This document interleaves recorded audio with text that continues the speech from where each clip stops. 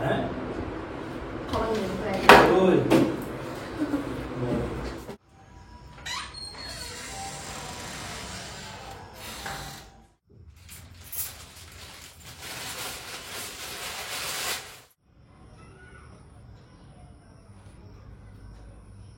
তাড়া করে নিয়ে আসে তখন কি হবে, ওই কারণে আর খোলা হয়নি।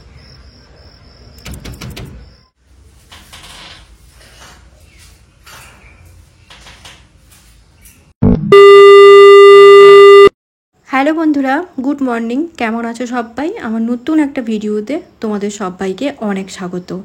আজকে কিন্তু সকাল থেকে প্রচুর বৃষ্টি শুরু হয়ে গেছে। আর বৃষ্টি হলে না আমাদের এখানে চারপাশটা দেখতে কিন্তু খুব সুন্দর লাগে। সকালে ঘুম থেকে উঠে পড়েছি 7টার দিকে। ঘুম থেকে উঠে এখনও পর্যন্ত কাজকর্ম কোনো কিছুই করিনি, যেহেতু বৃষ্টি হচ্ছে। চারপাশটা যেহেতু সুন্দর লাগে, ওই কারণে ভাবলাম যে চলো আজকে সকালবেলাতে একটুখানি চারপাশটা দেখি কেমন লাগছে, তারপরে না হলে কাজকর্ম শুরু করব। তো ওই কারণেই এই যে এখন দরজা খুলে দরজার সামনে দাঁড়িয়ে আছি। আর এখনও পর্যন্ত তোমাদের দাদাভাই আসেনি, ও আসছে নাকি ওটাও দেখছিলাম, আর চারপাশটা কেমন লাগছে ওটাও কিন্তু দেখছিলাম। আজকে সারাদিন কি করি না করি সবটাই তোমাদের সঙ্গে শেয়ার করব। আমি তো দেখলাম আমাদের এখানে চারপাশটা কেমন লাগছে। চলো এবার আমি তোমাদেরও একটুখানি দেখাই। আর হ্যাঁ, তোমরা কিন্তু অবশ্যই কমেন্ট করে জানাবে সুন্দর লাগছে কি লাগছে না আমাদের এখানকার চারপাশের পরিবেশটা। তো চলো একটুখানি তোমরাও দেখে নাও। এই যে দেখো আমার কোয়ার্টারের সামনের অবস্থাটা, এই যে প্রচুর পরিমাণে বৃষ্টি শুরু হয়ে গেছে সকাল থেকে এখানটায়। আর যতই ঘাস পরিষ্কার করি যাই করি না কেন, ঘাস কিন্তু এই যে দেখো বৃষ্টি হচ্ছে তো ওই কারণে আরো বেশি বেশি করে ঘাস হচ্ছে। সাইডে পুরো একদম ঘাস ভর্তি। জি, কি পরিমাণে বৃষ্টি, কি আর বলবো। আর দূরে দেখা যাচ্ছে পাহাড়, এই যে দেখো পাহাড়। তো চলো এখন যাই রুমে, কাজবাজ শুরু। আমাদের এখানে চারপাশের পরিবেশটা কেমন লাগছে খুব একটা ভালো মতন তোমাদের সঙ্গে শেয়ার করতে পারলাম না, যেহেতু ভিডিও বানানো খুব একটা অ্যালাউ নেই। তোমরা তো প্রায় কম বেশি সবাই জানো। যতটুকু দেখানো সম্ভব ততটুকুই তোমাদের সঙ্গে শেয়ার করলাম। আর এখন দেখো কাজকর্মগুলো করতে শুরু করে দিয়েছি। কাজকর্ম বলতে যেহেতু বৃষ্টি হচ্ছে ওই কারণেই কিন্তু জামা কাপড়গুলো আর বাইরে তো শুকোতে দিতে পারবো না। তো খাবার যেখানে টেবিল আছে ওইখানটায় কিন্তু জামা কাপড়গুলো যেমনভাবে রেখেছিলাম ঠিক তেমনভাবেই আছে। যদি বেলার দিকে একটুখানি রোদ বেড়ায় তখন না হলে রোদে শুকোতে দিব। এখন এই যে রুমটাকে ভালো করে ঝাড় দিয়ে পরিষ্কার করে নিয়েছি। আর বাইরেটা কিন্তু ঝাড় দিতে পারিনি, বৃষ্টি হচ্ছে তো ওই কারণে। আর এখন দেখো চলে এসেছি রান্নার ঘরে। তো রান্নার ঘরে এসে চাটা বানিয়ে নিচ্ছি। আর আজকে কিন্তু আদা দিয়ে এলাচ দিয়ে চা বানাচ্ছি, যেহেতু বাইরে হচ্ছে বৃষ্টি। আর কেন জানি না এখানটায় যেদিনকে বৃষ্টি হয় সেই দিনকে কিন্তু আমার ভীষণ শরীর অসুস্থ হয়ে যায়। এতটা পরিমাণে শরীর খারাপ হয় তোমাদের বলে বোঝাতে পারবো না। শরীর খারাপ বলতে যে জ্বর হয়, সর্দি কাশি হয় তেমনটা কিন্তু নয়।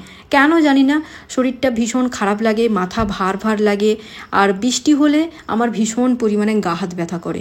তো এই কারণেই তোমাদের দাদাভাই আমাকে বলছিল যে তুমি আদা দিয়ে একটুখানি চা বানাও, আজকে আদা দিয়ে চা খাবো।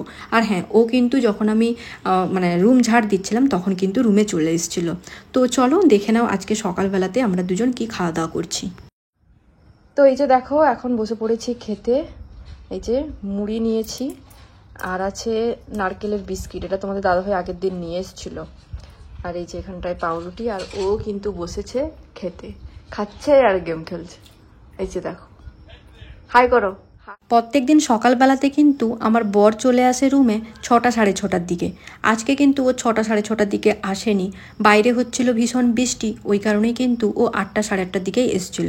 আর ওকে আমি ফোন করে বলেছিলাম যদি মাছ পাও একটুখানি নিয়ে আসবে, তো বেশ অনেক দিন হয়ে গেছে মাছ খাওয়া হয়নি। তো ওই কারণেই কিন্তু ও যখন রুমে আসছিল তখন কিন্তু মাছ নিয়ে এসেছিলো। মাছ বলতে আমরা এখন যেখানটায় আছি ওখানকার লোকাল মাছ। আমাদের ওখানে রুই মাছ যেরকম দেখতে হয় এই মাছগুলোও কিন্তু সেই রকমই দেখতে। আর যেহেতু এখানটায় খুব একটা বেশি মাছ পাওয়া যায় না, আর মাছগুলো যেহেতু ফ্রোজেন খুব একটা বেশি খেতেও ভালো লাগে না, ওই কারণেই কিন্তু ওকে বলেছিলাম যে যদি ভালো মাছ পাও তাহলে কিন্তু নিয়ে আসবে। তো ভালো মাছ পেয়েছে, ওই কারণে কিন্তু ও মাছ নিয়ে এসছে। তো মাছগুলোকে কিন্তু আমি সুন্দর করে ধুয়ে নুন হলুদ মাখিয়ে রেখে দিয়েছিলাম। আর খাওয়া দাওয়া কমপ্লিট করার পরে ও 10টা সাড়ে 10টার দিকে চলে গেছিলো ওর কাজে। আর এখন দেখো স্নান টান করে ফ্রেশ ট্রেশ হয়ে চলে এসেছি পুজো করতে। তো পুজো হয়ে গেলে তারপরেই কিন্তু আমি যাব রান্নার ঘরে, রান্নাবান্না শুরু করব। যখন আমি কালকে লাইভে এসেছিলাম তখন দু একজন আমাকে কমেন্ট করছিল তুমি আর আগের মতন সাজগোজ করে রিলস ভিডিও কেন বানাও না। একদমই টাইম হয় না। তাছাড়া তোমাদের দাদাভাই এখন ভীষণ ব্যস্ত কাজে, ও যে একটুখানি আমাকে ভিডিও বানিয়ে দেবে তারও উপায় নেই।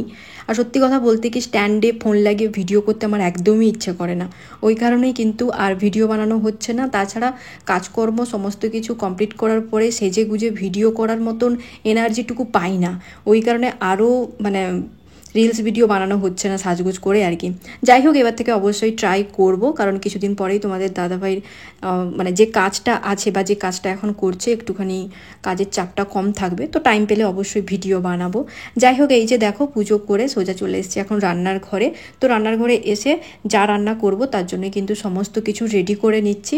সবার প্রথমে কিন্তু আমি মাছগুলোকে ভেজে নিয়েছিলাম, তারপরেই কিন্তু রাতের বেলার তরকারি আর দিনের বেলার তরকারি সমস্ত কিছুই কিন্তু এই যে দেখো এখন করতে শুরু করে দিয়েছি।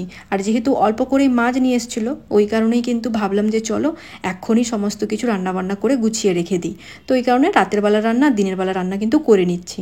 আর যখনই মাছ নিয়ে আসি, আমি আর তোমাদের দাদাভাই কিন্তু মাছের ঝোলটা খেতে ভালোবাসি বলে ঝোলটা বানাই, তারপরে যদি মাছ থাকে তখনই কিন্তু টকটা বানাই।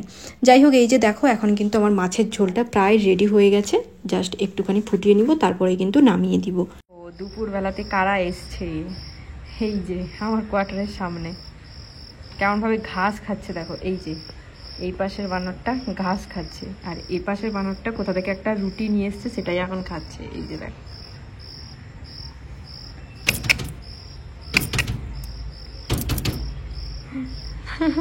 তাকাচ্ছে। এই যে দেখো কেমনভাবে খাচ্ছে।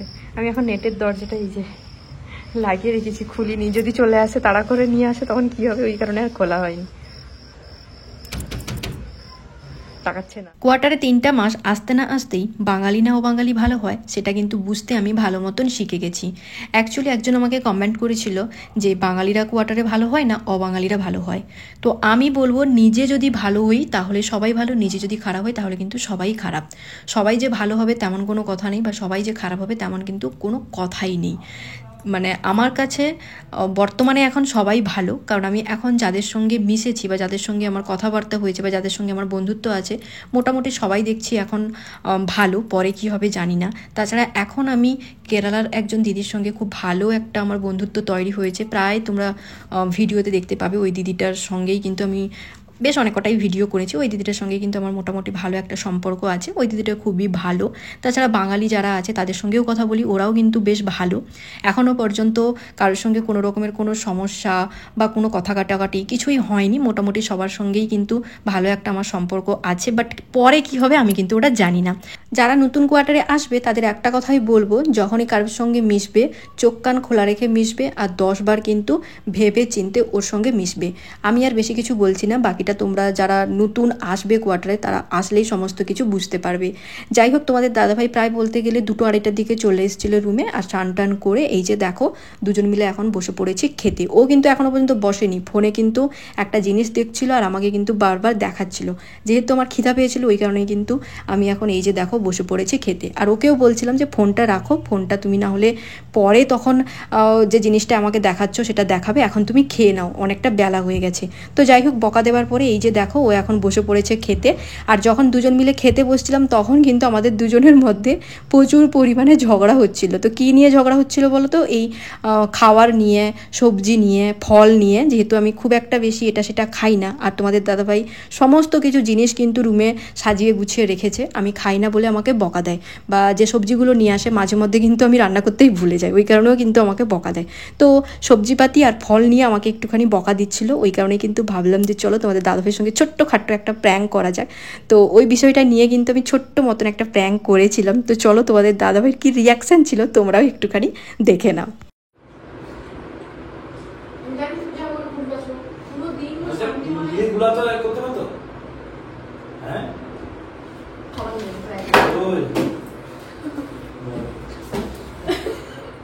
কিছুদিন পরেই কিন্তু আমাদের এখানে ওয়েলফেয়ার আছে। আর আগের দিন তোমাদের সঙ্গে একটা ব্লগে শেয়ার করেছিলাম না, মিশো থেকে একটা ব্লাউজ নিয়েছি, ওই ব্লাউজটাই কিন্তু এখন দেখো বসে পড়েছে ফিটিংস করতে। বিকেলবেলার কাজকর্ম বলতে প্রায় সব কিছুই হয়ে গেছে, শুধুমাত্র রুমটা ঝাড় দিতে বাকি আছে। ভাবলাম যে চলো আগে ব্লাউজটা ফিটিংস করে গুছিয়ে রেখে দিই, তারপরে নাহলে রুম ছাড় দিব, ওই কারণে কিন্তু বসে পড়েছি। তো ব্লাউজটাকে গুছিয়ে রেখে দিয়ে এই যে দেখো এখন চলে এসেছি রুম ঝাড় দিতে। তো রুম ঝাড় দিয়ে তারপরে কিন্তু যাব রান্নার ঘরে। তরকারি তো রান্না করাই আছে, শুধুমাত্র ভাতটা রান্না করব। আর তোমাদের দাদাভাই 7টা সাড়ে 7টার দিকে চলে আসবে খেতে। তো এই যে এখন কিন্তু কাজকর্মগুলো করতে শুরু করে দিয়েছি। যাই হোক, আজকের ভিডিওটা এখানটায় শেষ করছি। যদি ভিডিওটা ভালো লাগে অবশ্যই কিন্তু লাইক, কমেন্ট, শেয়ার এবং সাবস্ক্রাইব করে দিও। ফেসবুক থেকে দেখে থাকলে অবশ্যই কিন্তু পেজটাকে ফলো করে দিও। চলো সবাইকে টাটা, নেক্সট দেখা হচ্ছে আবার নতুন কোনো একটা ব্লগে। টাটা সবাইকে। আজ তোমায় নিয়ে